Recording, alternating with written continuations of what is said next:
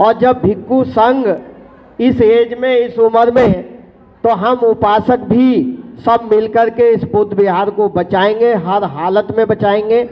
और ये कार्यक्रम आज ही नहीं, ये पूरे सप्ताह इलाहाबाद हाई कोर्ट में भी रीच पहुंच गई है, वहाँ से स्टे जब तक नहीं मिलेगा तो ये कार्यक्रम चलता रहेगा। सभी संस्थाएं जितनी भी यहाँ आई हैं, मैं सबका हार्दिक अभिनंदन करता हूँ, स्वागत करता हूँ। और इसमें क्योंकि कुछ साथियों को इधर उधर जाना भी है, मौका सबको है, कोई ये 2 घंटे 3 घंटे का प्रोग्राम नहीं है, ये तो अब शाम के 9 बजे तक है और हर दिन चलेगा।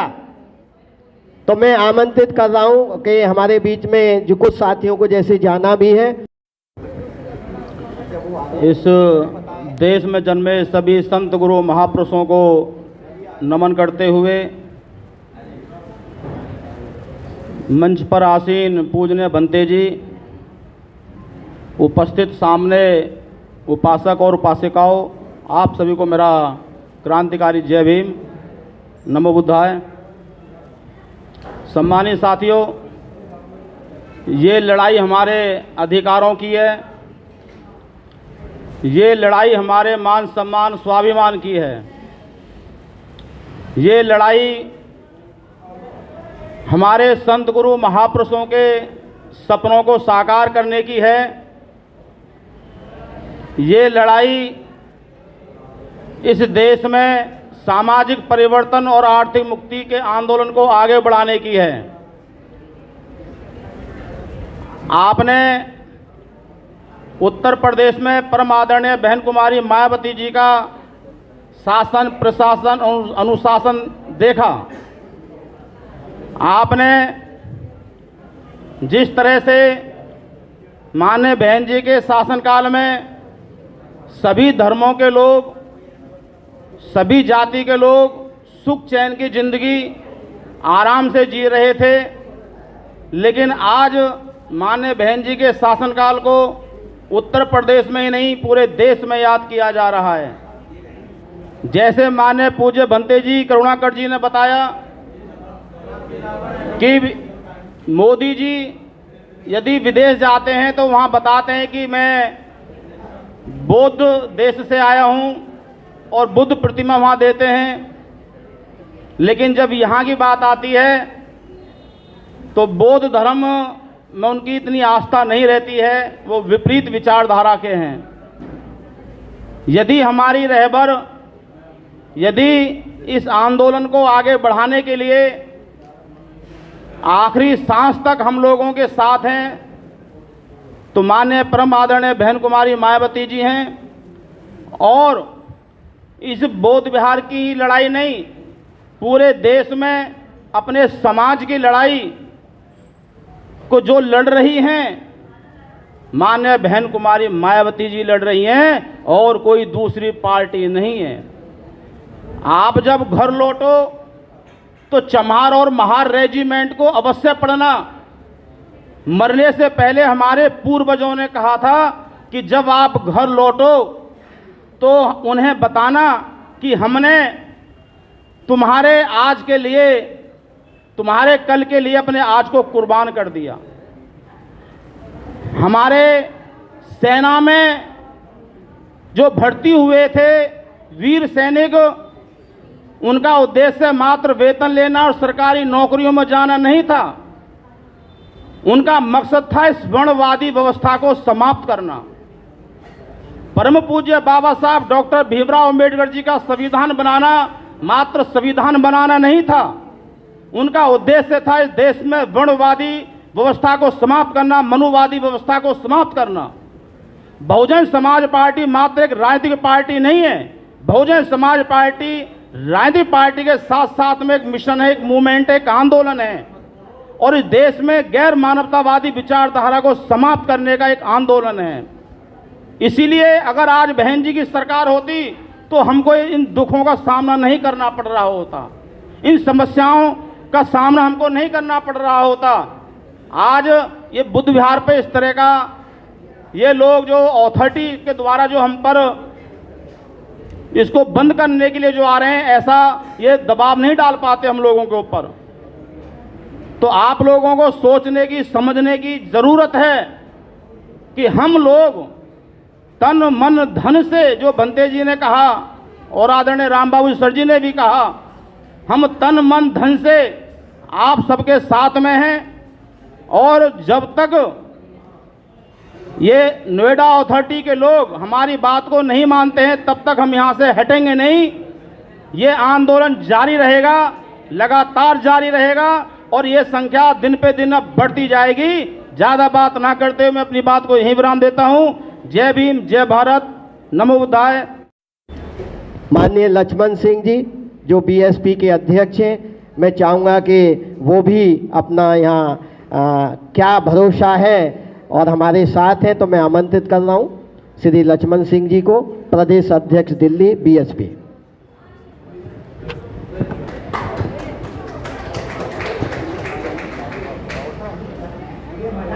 सबसे पहले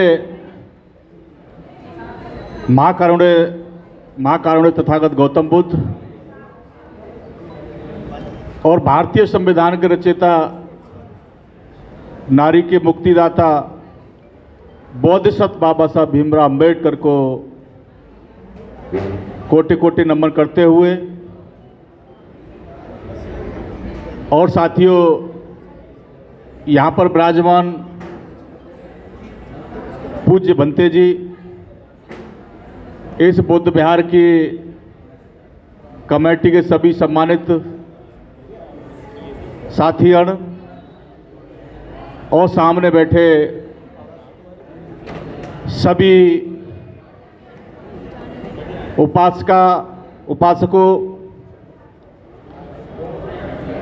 मेरी पार्टी के सभी सम्मानित पदाधिकारीगण, मीडिया बंधु, सभी को आदर सम्मान देते हुए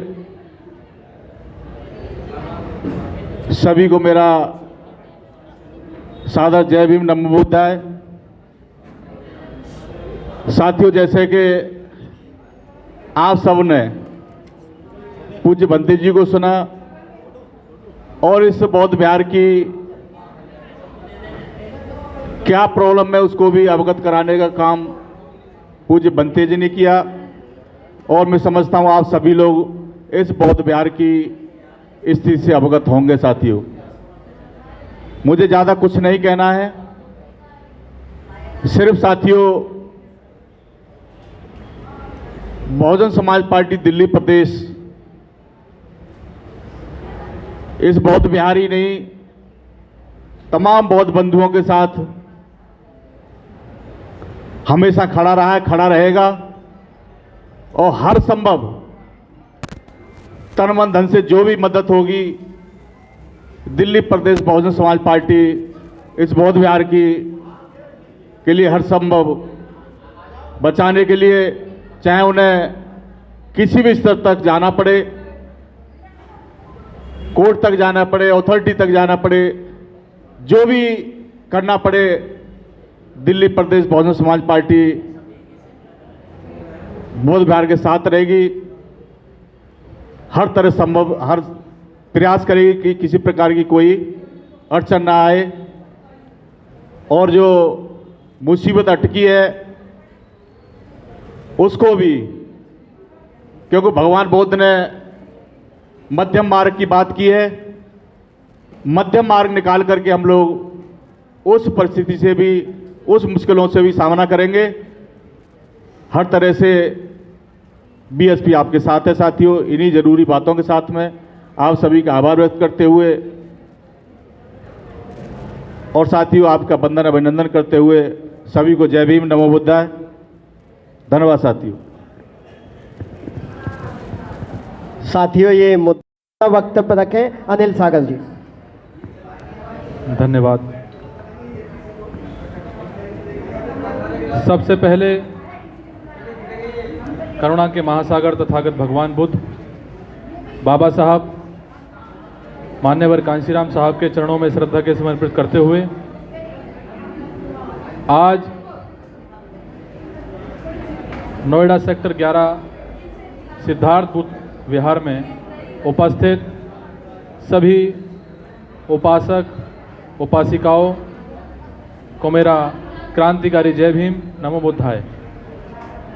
सम्मानित साथियों, मैं ज़्यादा समय आपका नहीं लूँगा क्योंकि यहाँ पर जो चर्चाएं हो रही हैं, जो अभी जो उद्देश्य हमारा है, जिस उद्देश्य के लिए हम लोग यहाँ पर एकत्रित हुए हैं, मैं उस विषय पर ही बात रखूँगा। उससे परे अपने विषय पर बिल्कुल बात नहीं रखूँगा। मैं आपसे निवेदन करूँगा कि आप आपस में बात ना करें। मात्र 2 से 5 मिनट में अपनी बात समाप्त करूँगा। सम्मानित साथियों, आज बहुत कम समय में, बहुत शॉर्ट नोटिस में यहाँ पर तमाम संगठन के लोग जो छोटे छोटे संगठन चला रहे हैं, बौद्ध विहार कमेटियों में बौद्ध विहारों के संगठन चला रहे हैं, बौद्ध विहार चला रहे हैं, सामाजिक, धार्मिक, राजनीतिक संगठन से जुड़े हुए लोग हैं, वो यहाँ पर उपस्थित हुए हैं। तो मैं ज़्यादा अलग मेरा कोई विषय नहीं है, मैं तो सिर्फ उसी पर प्रकाश डालना चाहूँगा कि यहाँ पर मुख्य लोग यहाँ पर उपस्थित हुए हैं, ऐसा मुझे नज़र आ रहा है। चाहे महिलाओं का संगठन हो, चाहे पुरुषों का संगठन हो, चाहे अम्बेडकरवादियों का हो, चाहे राजनीतिक वालों का हो। ये अभी चर्चा भी हो रही थी कि भाई महिलाएं इतनी हैं, पुरुष इतने ही हैं। एक सभी विचारधारा से जुड़े हुए लोग हैं। खुशी इस बात की है कि इस बौद्ध विहार की कमेटी ज़्यादा एक्टिव है, तो इसलिए यहाँ के लोग एक्टिव हैं, पढ़े लिखे हैं, चलो मान लेते हैं। अब उस नज़रिए से देखें तो सम्मानित साथियों, इस कार्यक्रम को या जो प्रक्रिया ये चल रही है, उस प्रक्रिया को आगे बढ़ाने के लिए हमें समय भी चाहिए। ये प्रक्रिया, क्योंकि जो प्रक्रिया अब शुरू हुई है, ये बहुत पहले होनी चाहिए थी, लगभग 1 सप्ताह पहले होती तो हम हो सकता है निष्कर्ष के आसपास पहुंच सकते थे। जिस तरीके से बौद्ध विहार कमेटी के हमारे जो जनरल सेक्रेटरी हैं, उन्होंने बताया कि कितना बकाया है, क्या प्रक्रिया है, कितना पैसा हमें देना है, चक्रवृद्धि ब्याज लगा के कितना पैसा बना, वो पैसा लगभग 4 करोड़ रुपए उन्होंने बताया है। तो बहुत आसान नहीं है कि आप लोग आज आंदोलन करें और आज समाज के लोगों से समाज के लोगों से कहें कि भाई ये पैसा इकट्ठा करना है तो 1 सप्ताह में हो जाए, तो ये असंभव है, संभव ही नहीं है। तो सम्मानित साथियों, इस प्रक्रिया से जुड़ने के लिए हमें जितने भी संगठन के यहाँ लोग आए हैं, राजनीतिक पार्टी के, बसपा के लोग यहाँ पर आए थे, तो मैं हमारे गुरुजी राम बाबू जी सबके संपर्क में हैं, सबको जानते भी हैं। तो मैं गुरुजी इतना ही कहना चाहूँगा कि ये प्रशिक्षण शिविर के साथ साथ हमें उन संगठन के लोगों को 1-1 दिन का समय देना चाहिए।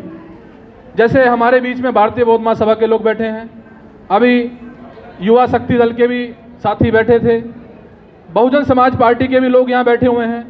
तो हमें सबको 1-1 दिन देना चाहिए कि सब अपना अपना प्रदर्शन इस बौद्ध विहार के अंदर करें, मतलब अपने संगठन के लोगों को यहाँ पर बुला के उनके साथ यहाँ चर्चा करें और उस विषय पर चर्चा करें कि हमें आगे क्या करना चाहिए। चाहे वो CS भंडारी जी अभी हम चर्चा कर रहे थे बैठ के, तो उन्होंने भी कहा था कि हमारा भी शिविर चल रहा है, तो मैं भी 1 दिन का समय लेके अपने लोगों को, अपने संगठन के लोगों को, जितने भी प्रदेश के या NCR के लोग हैं उनको यहाँ बुलाऊंगा। 1 दिन हम भी यहाँ चर्चा करेंगे बैठ के। तो ऐसे ही जितने भी हमारे यहाँ लोग आए हैं, जैसे बामसेव के लोग भी यहाँ बैठे हुए हैं, मूक वक्ता मैगजीन चलाते हैं वो भी यहाँ बैठे हुए हैं, इंसाफ संगठन चलाते हैं वो भी यहाँ बैठे हुए हैं। तो ऐसे सबको अगर 1-1 दिन का समय दे दिया जाए तो हमारी प्रक्रिया का भी समय निकलेगा और यहाँ लोगों की संख्या भी बनी रहेगी और बरकरार रहेगी। तो सम्मानित साथियों, हमें अपने उद्देश्य से भटकना नहीं चाहिए। जो यहाँ वक्ता अगर अपनी बात रख रहा है तो मुद्दे की बात रखे, इस विषय पर बात रखे। बहुजन समाज पार्टी के लोग भी आपसे अलग नहीं हैं, मैं भी बहुजन समाज पार्टी कार्यकर्ता हूँ। बहुजन समाज पार्टी के लोग विचारधारा से भी जुड़े हुए हैं, वैचारिक लोग भी हैं, तो इसलिए यहाँ पर वो लोग आए हैं। तो वो मैं आप लोगों से कहूँगा कि हमें मुद्दे से भटकना नहीं है। हमारा उद्देश्य जो है उस उद्देश्य पे हम लोगों को बात करनी चाहिए। संख्या बल कैसे आए उस पर ध्यान रखना चाहिए, 1 सप्ताह हम कैसे निकालें उस पर हमें ध्यान रखना चाहिए, उस पर हमें रूपरेखा बनानी चाहिए कमेटी के साथ बैठ के।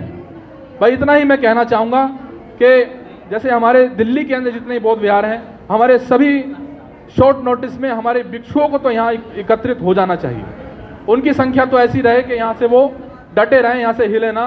उनकी संख्या के साथ साथ औरों की संख्या यहाँ बढ़ती हुई नजर आ सकती है, कुछ संख्या कम।